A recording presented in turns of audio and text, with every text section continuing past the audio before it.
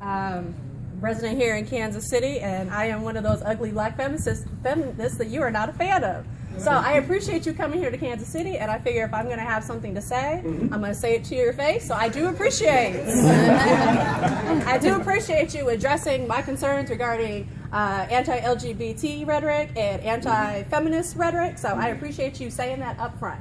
So my question is, the exact definition of hate speech is speech that offends, threatens, insults groups based on race, color, religion, natural origin, sexual orientation, disability, or other traits. That is the definition of hate speech. We can say all day long that we don't hate a particular type of person, but I want to know, how is that rhetoric any different than white folks that say that black people are thugs, are mentally not together, that we are unintelligent? How is it possible? How is that not different as a black man saying that black feminists are ugly, saying that queer people are, you said it earlier, I see you on tape, how is that different than saying that gay people are molested, that we are pedophiles? How is that any different than white people? He has said that online, and I have the video. Yes, you have. No, you did say that online. So my question is, how is this anti-woman, anti-gay rhetoric any different than white folks who say that black people are dumb, that we're thugs? Homophobia is hate speech, and anti-womanness is hate speech. Okay. May I respond my way? You can. All right. Now, first, we got to take the emotionalism out of it, or we won't be able to dialogue. Okay? I'm going to respond, but for the sake of time, I'm going to answer everybody's question.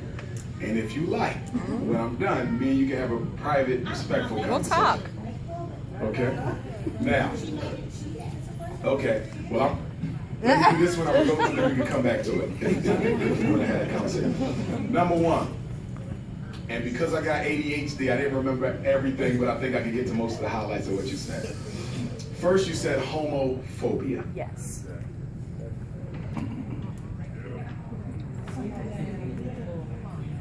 Oh, you're going to tell me that it's a mental illness from an outdated DSM-3 that was abolished in 1973?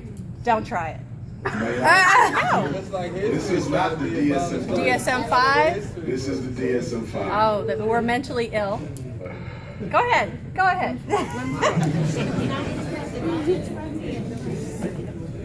I just want to hear you answer the question. Yeah, that's what I'm saying. Like, we just got to hear him answer the question. And I'm going to be respectful to you, okay? Yeah, you got to sit back and let me to talk about the fact that homosexuality was a mental illness in this book until 1974. But since you brought it up, I'll start with that. If you read the American Psychiatric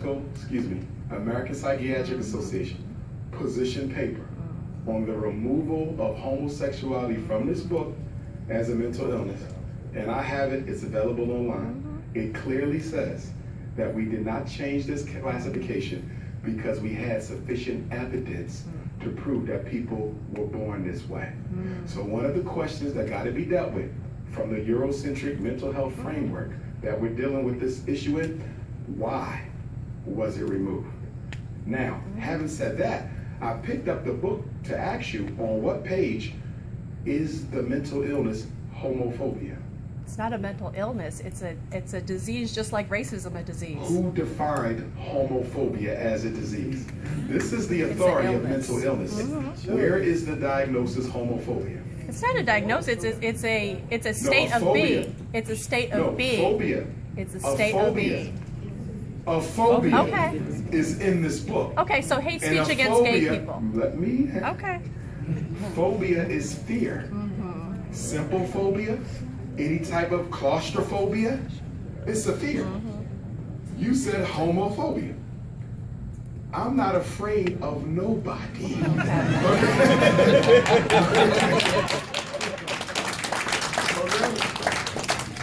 I've been asked by homosexuals and lesbians to have conversations with them on their radio shows.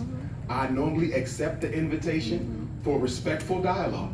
I don't run from the opportunity if it's going to be respectful. Now, I stand by my position as a psychologist, as an educator, as a therapist for normally 20 years.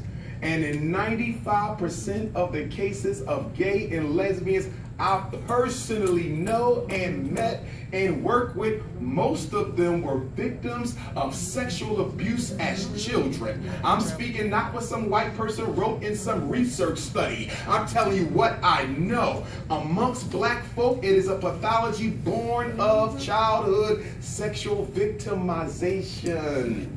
Denial is at the root of all mental illness. It's easy to say I was born like this, so I don't have to deal with the pain that triggered it. Wow. Now,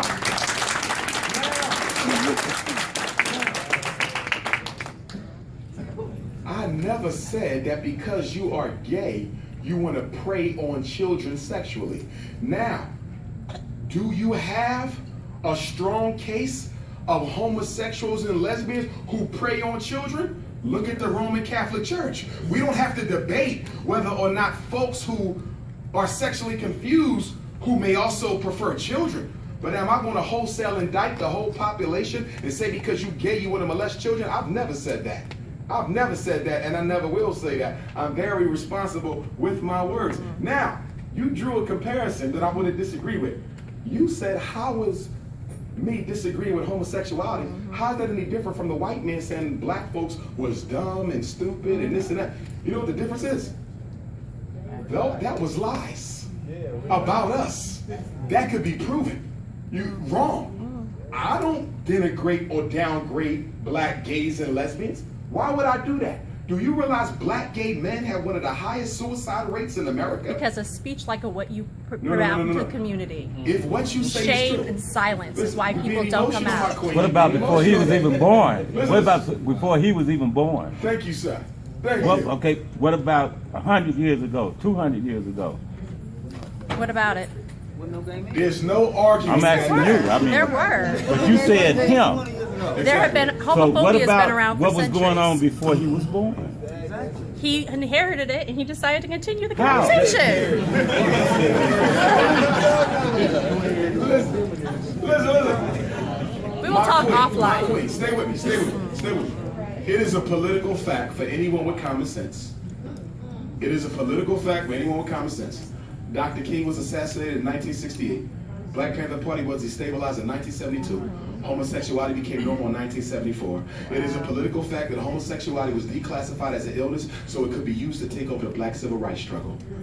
LGBT is what they call the new black. We know it's not black, but they're using it to ignore the black agenda in deference of the LGBT agenda. It is the only minority issue that matters in this country. Now let me ask you a question, my queen. Since we're talking about freedom of speech and people's rights and looking out for those who are being oppressed and denied their opportunity, where the hell was the LGBT movement when Michael Brown was murdered? Where the hell was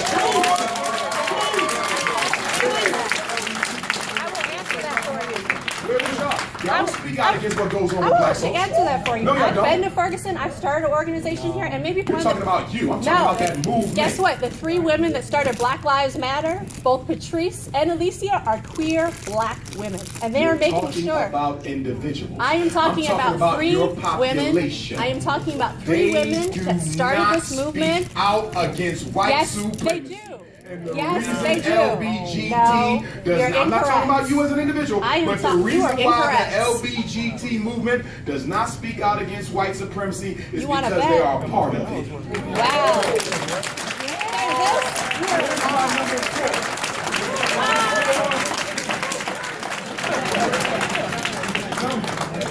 And I love you. That's in love. I'm going to say this one last thing. Number 4. Anybody look at